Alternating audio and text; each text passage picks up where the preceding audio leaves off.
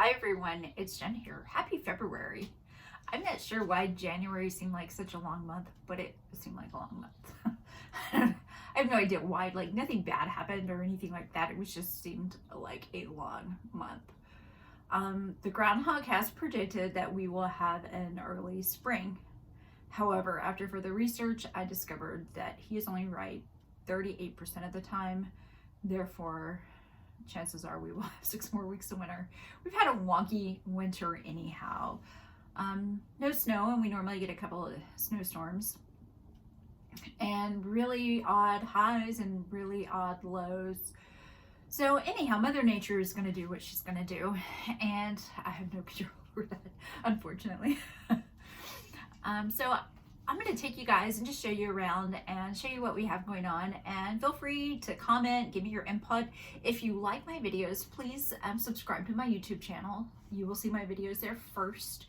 And if you're not already following me on Instagram and Facebook, please do so. All right, let's get started. Okay guys, so first of all, I want to show you the greenhouse. So I have some work to do in here. I always do, you know. It's a mess right now. We had our furnace and AC unit replaced. Through that door is the indoor unit underneath the house, and the guys have just been servicing it, have been tracking mud and leaves and stuff in and out of here. So it's a little bit filthy. They're coming back to replace it, the entire unit, on Tuesday. So I'm not going to worry too much about the dirt because it's going to happen again on Tuesday. This is the root cellar. I have my roots here. I do need to get my anemones in the ground and my ranunculus. I did plant some in the fall.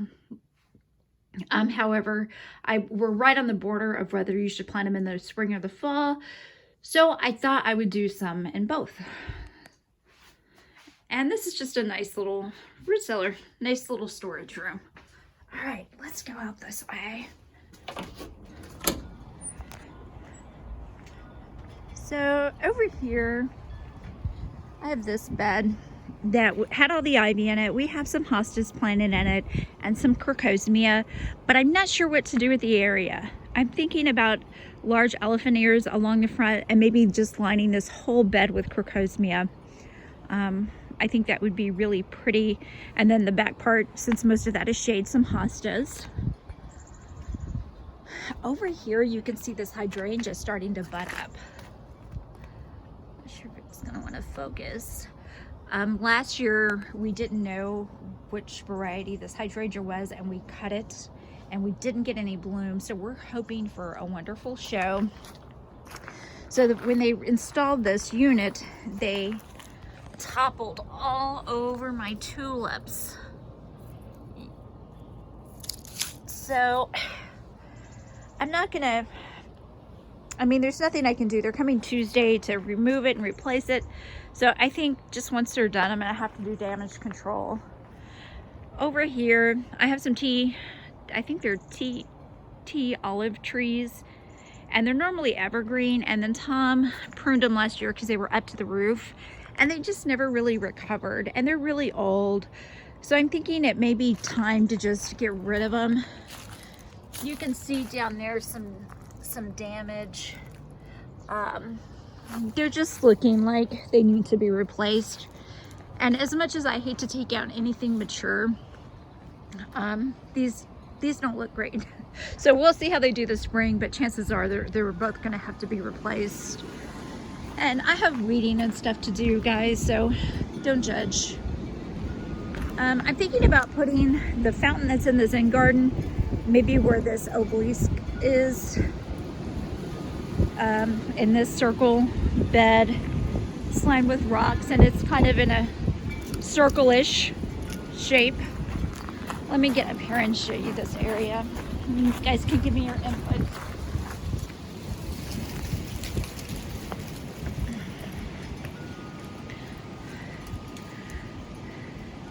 So it goes around to that side.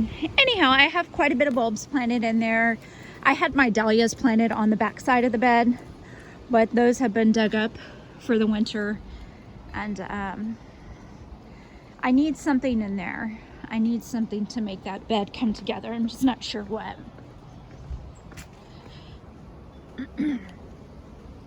Over here I have some petunias that Tom planted last year that are still alive, believe it or not. Craziness. And then look right over here. Look at these crocosmia coming up. Yeah, that's wonderful, isn't it? So my video cut out. So this is the fountain I was telling you guys about. I think I'm gonna move it to the other area. I just think I have too much hardscape over here. And it's just a little busier than I want it. You kind of want your hardscape items to blend back into the background. An employee of ours gave me this fountain and it didn't have a topper on it. So I found a topper and now I just have to find the stain to match the stain that's on the fountain and get it stained. I have several bulbs planted in this area, some tulips, some crocosmia, and then some snowdrops down here that are beginning to make their appearance. And I have several lining the brick pathway on the other side as well. You can see these coming up here. And I love this little patio. In the summer, I spend a lot of time out here. It's just a nice, relaxing area. Sorry about the sun, guys. So I have something, and I don't remember what this is, coming up, but something's been eating at it or on it. And I'm not sure if it's a rabbit or the deer. I'm not sure. I'm gonna walk over here to this other side just because the sun's so bright that you really can't see all the bulbs coming up. So I have a drift of daffodils right here, some planted over there and some over here. I have some iris coming up in this area. We have several. I have a drift of red tulips planted over here. And I'm trying to decide on a boxwood hedge variety to line the brick pathway and the driveway. Thinking it may give it a really clean look. Over here by the other fountain, I have several tulips making their appearance. They do have a little bit of damage from the frost, but I think they'll be okay.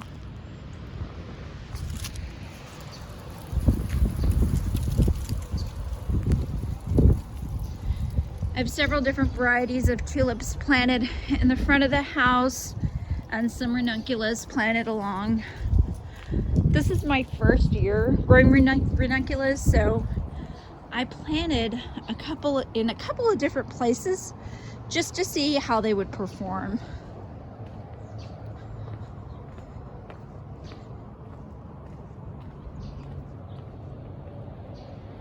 In this area, I've planted 3 roses.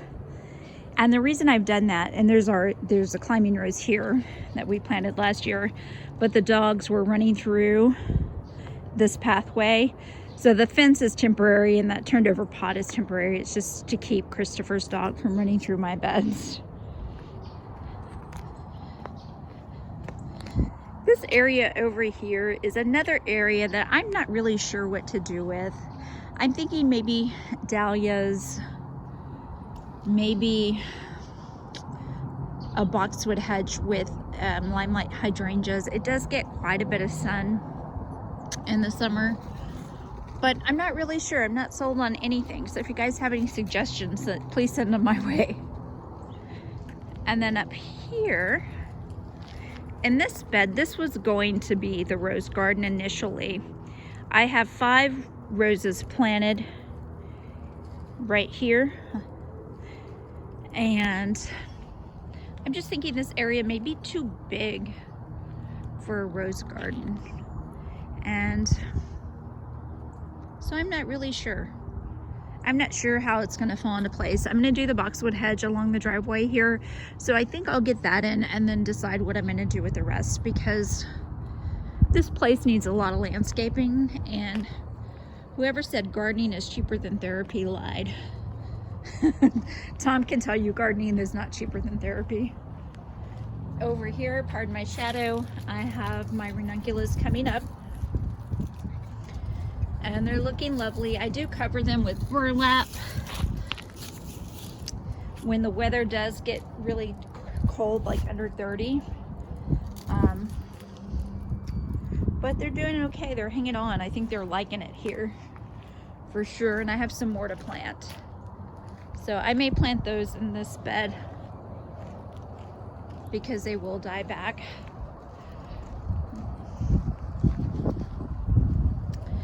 Down here, I do have onions and garlic and radishes planted, but really not having to do much to those beds. I've had a squirrel or something getting into them, but not much is going on. I don't think the onions and garlic would be ready until July, probably. And then let's go inside.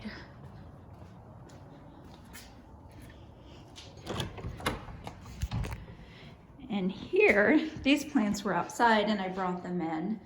And that's a caladium with some potato vine. And an aloe vera that needs to be repotted and separated, you see. It has a weed in there. The sago palm and an amaryllis that I was hoping to get to bloom again, but it doesn't look like it's going to. A philodendron and a lovely silk plant that never needs water. Another caladium and potato vine.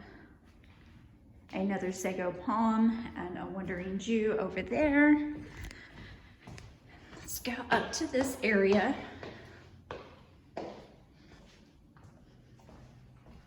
I had a few paper whites left over and I had not grown them in soil before. So I popped them in a few weeks ago and they're doing pretty well.